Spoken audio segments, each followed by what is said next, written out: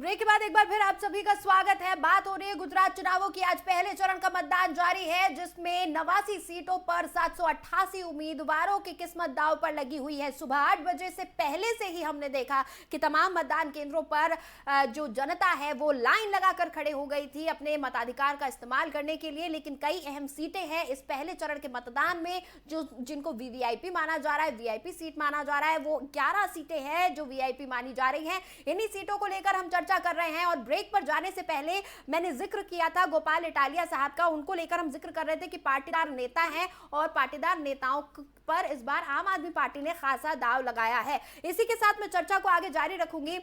तिवारी जी, मैंने ब्रेक पर जाने से पहले मैंने बात करी थी गोपाल इटालिया साहब की, और जैसे कि हम पहले भी बात कर रहे थे ए टीम बी टीम को लेकर, गोपाल इटालिया साहब भी दरअसल इसी तरीके के एक बयान से चर्चाओं में आए थे। और गोपाल इटालिया साहब ने प्रधानमंत्री नरेंद्र मोदी को लेकर एक टिप्पणी की थी, जिसके बाद वो लाइमलाइट में आए थे।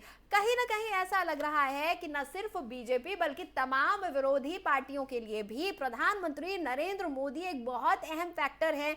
प्रधानमंत्री नरेंद्र मोदी को एक ब्रांड के रूप में न सिर्फ भाजपा इस्तेमाल करती है बल्कि बाकी की पार्टियों के लिए, बाकी के नेताओं के लिए भी एक ब्रांड है प्रधानमंत्री नरेंद्र मोदी और उनकी लोकप्रियता।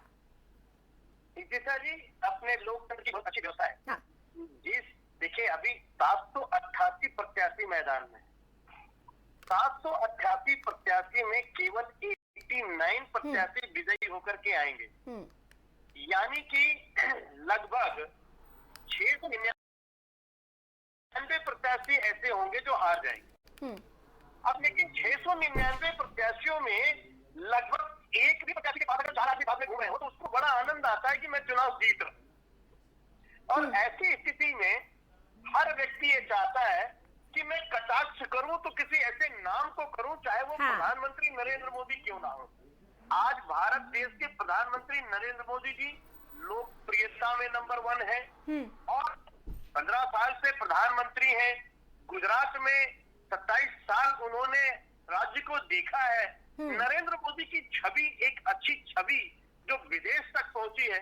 तो हर व्यक्ति ये चाहता है कि मैं बोलूं तो सीधे नरेंद्र मोदी के नाम पे बोलूं और मेरी चर्चा हो जाए। लेकिन मैं आपसे नितिशा जी एक चीज बार बार कहता हूं, फिर कह रहा हूं, इस देश में जो असली वोटर होता है वो मजदूर होता है। वो कोई बैकवर्ड नहीं होता, कोई फॉरवर्ड नहीं होता, कोई मुस्लिम नहीं होता, कोई हिंदू नहीं होता। क्यों लोग मुसलमान और हिंदू के नाम पर, क्यों लोग जातियों के नाम पर, पाटीदार और ठाकुरों के नाम पर, मैं तो कहता हूं जो 35% का जो वोटर है, 35 से 40% का वोटर भारत के हर राज्य में है, जिसमें भारत देश में जो 35-40% वोट है वह प्रवासी मजदूर हो चाहे वहां का लोकल मजदूर हो। मजदूरों की वजह से इंडस्ट्रियां चलती हैं, मजदूरों की वजह से घर चलते हैं, मजदूरों की वजह से राज्य का विकास कहाँ चाहिए।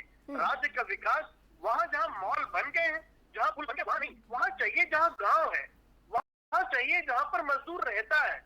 और ऐसी स्थिति में मैं बार बार कहता हूँ कि भारत देश में एक राज्य में 29 राज्य का व्यक्ति जो प्रवासी जिंदगी बिता रहा है, उनकी एकता की कमजोरी की वजह से वो वहां पर विकास में नहीं आ पाते। इसीलिए मुंबई में राज ठाकरे जैसे लोग जो बर्बाद हुए हैं वो बाहरी कहकर प्रवासियों को भगाने की वजह से हुए हैं।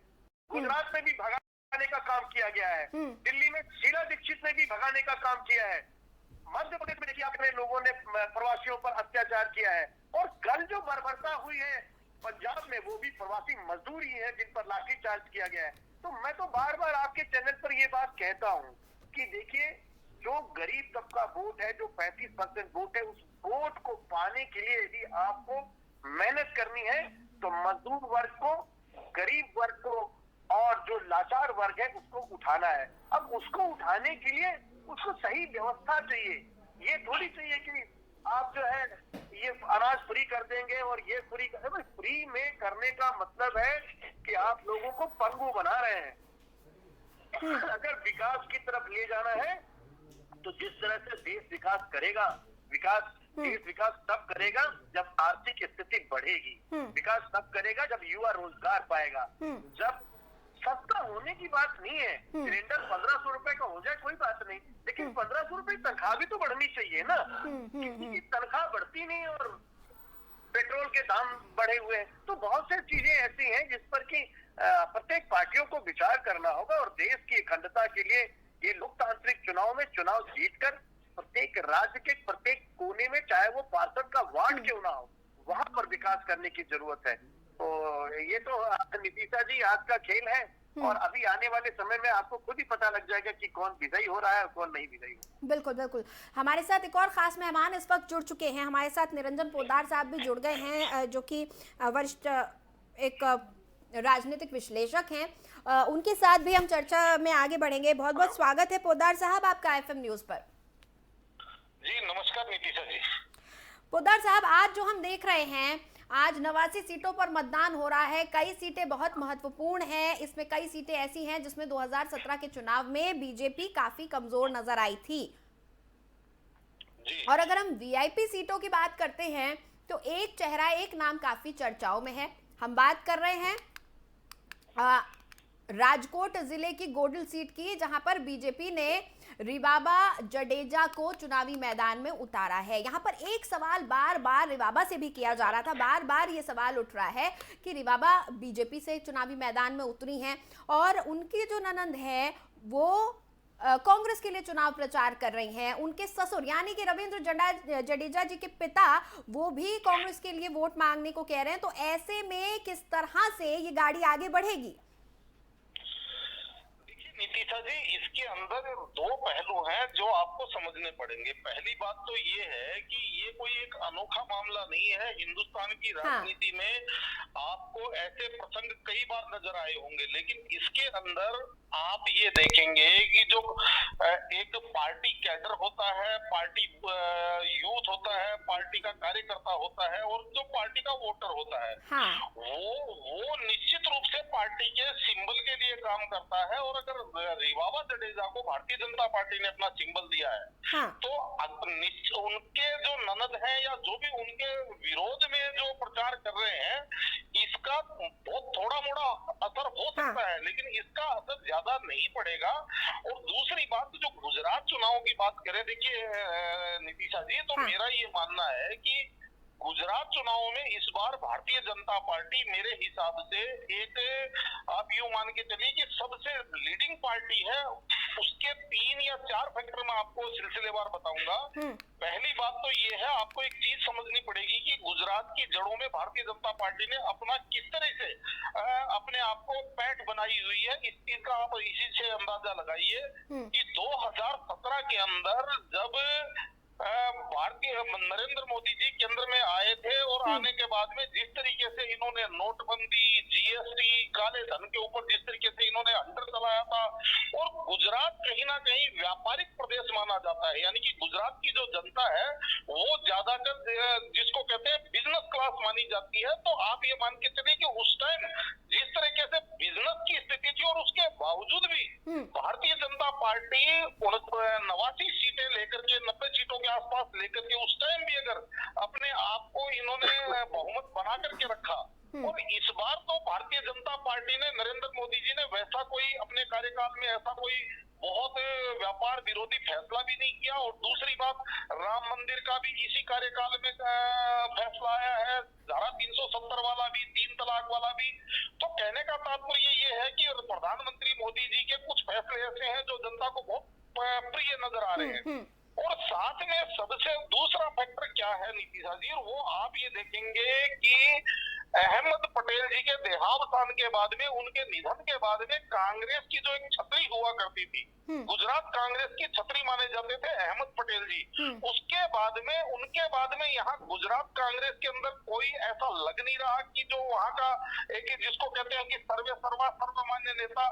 और तीसरी, और उसी के अंदर मैं ये चीज जोड़ना चाहूंगा कि आज जो कांग्रेस का केंद्रीय नेतृत्व है, वो आप देखिए कि किस तरीके से गुजरात या चुनाव के अंदर, या हिमाचल, या जो वर्तमान चुनाव है, उनको छोड़ करके भारत जोड़ो यात्रा जो यहाँ से सैकड़ों किलोमीटर दूर से जो निकल रही है वो उसके प्रायोजन में या उसको सबूत बनाने में लगा हुआ है, ना कि गुजरात का जो कैडर है, कांग्रेस का जो कैडर है उसके अंदर किसी ने कोई ऊर्जा नहीं भरी।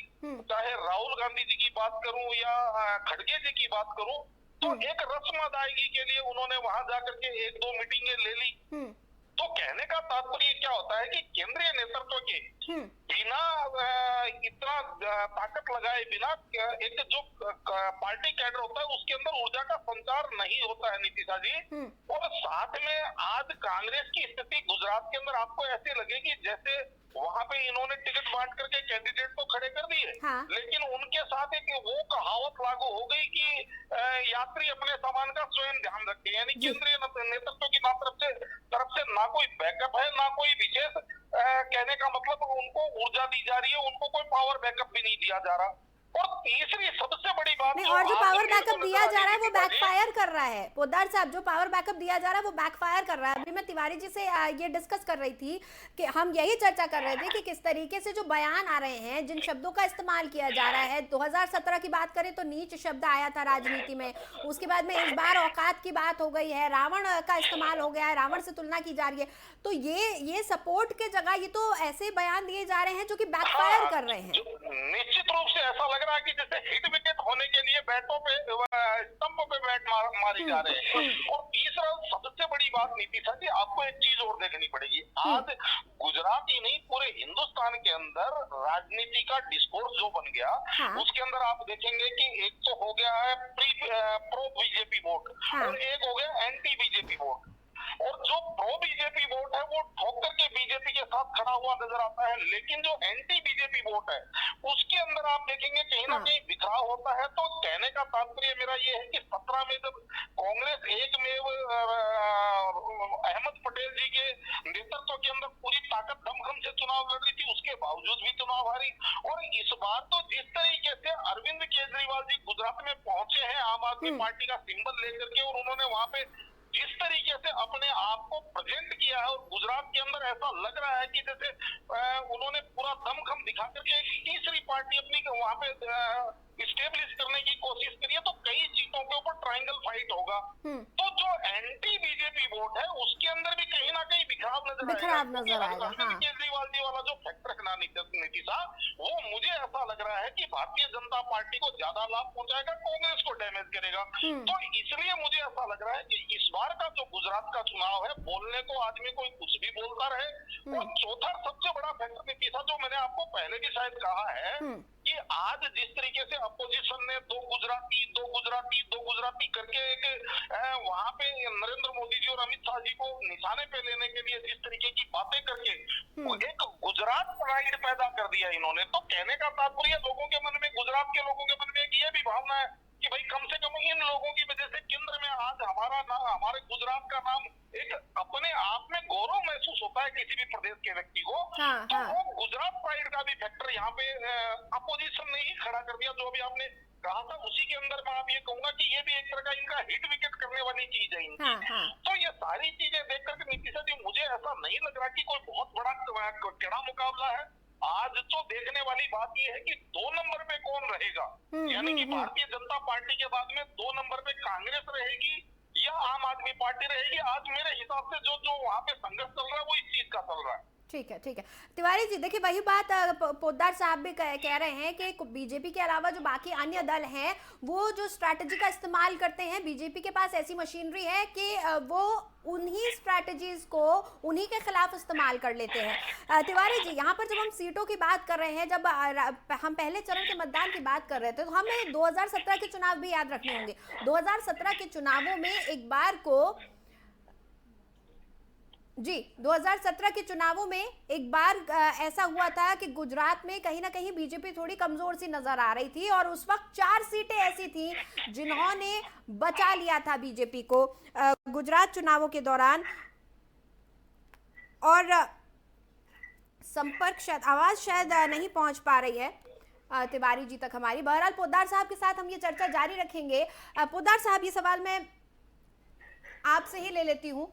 देखिए, हम जिस तरह से बात कर रहे हैं सवाल सीटों के बारे में, तो 4 सीटों का मैं यहाँ पर जिक्र करूंगी।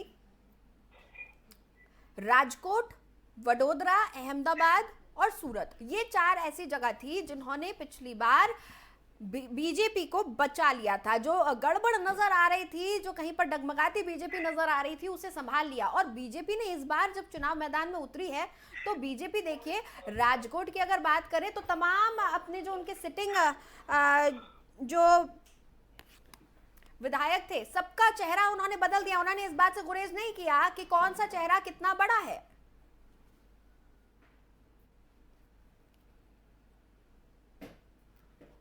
जी पोद्दार साहब, पोद्दार साहब, हम सीटों की जब बात कर रहे हैं तो देखिए, राजकोट, सूरत, अहमदाबाद, वडोदरा, इन 4 जगहों ने पिछली बार बीजेपी को बहुत मदद दी थी। और इस बार जब सीटों का टिकट का बंटवारा हो रहा था सीटों पर, तो राजकोट की अगर बात कर ले तो राजकोट में अपने सिटिंग जो विधायक हैं उनका टिकट काटने से भी बीजेपी ने गुरेज नहीं किया है। तमाम कई बड़े बड़े चेहरे ऐसे हैं जिनको हटा दिया गया है रेस से। तो बहुत बड़े बड़े फैसले बीजेपी लेती है। देखिए नीतीशा जी, आज जो भारतीय जनता पार्टी ने अपनी जो राजनीतिक संस्कृति पैदा करी है, वो उसके अंदर आप केवल इन 4 सीटों की बात करें या मैं पूरे देश की बात कर रहा हूं, ये 4 सीटें सिर्फ 2017 के परिप्रेक्ष्य की हम बात कर रहे हैं।